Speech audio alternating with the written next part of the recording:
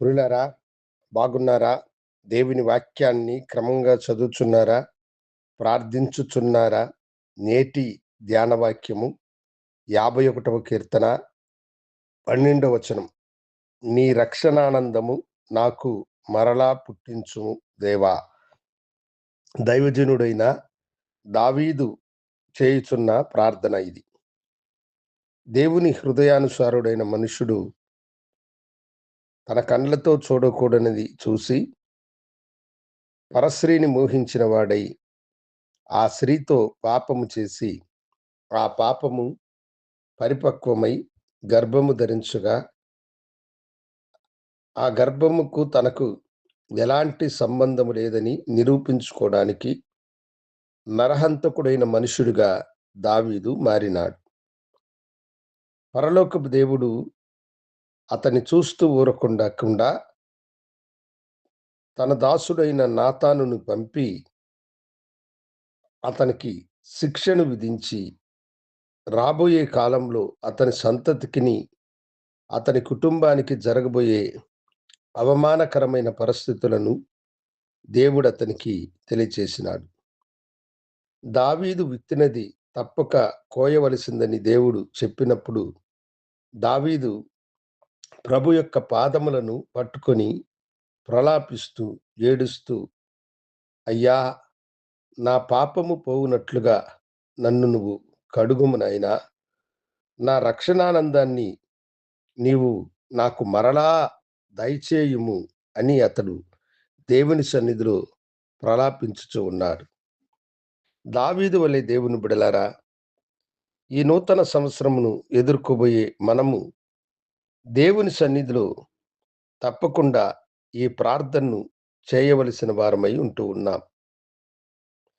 ప్రభువా, నీవు మాకిచ్చిన రక్షణ చాలా గొప్పది.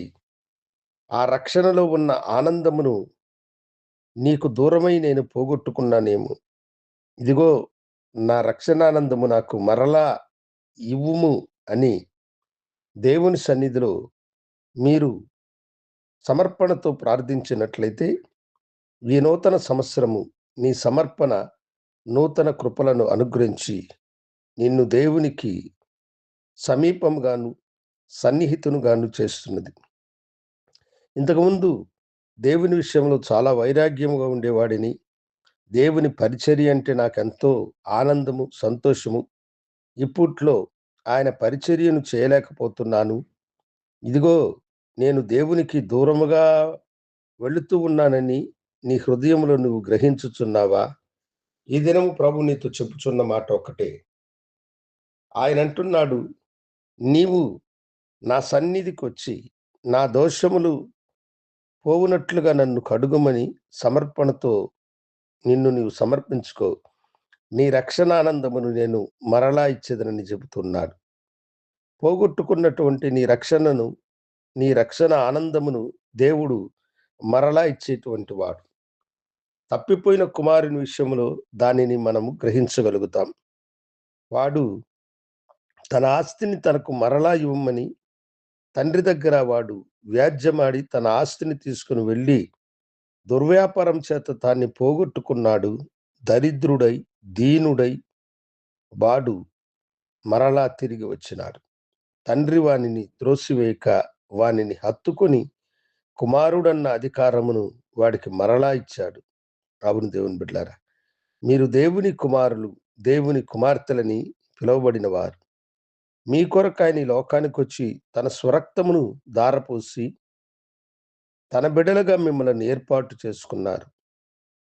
మీరు దేవునికి దూరముగా వెళ్ళి ఆ రక్షణను, ఆనందమును పోగొట్టుకున్నారు.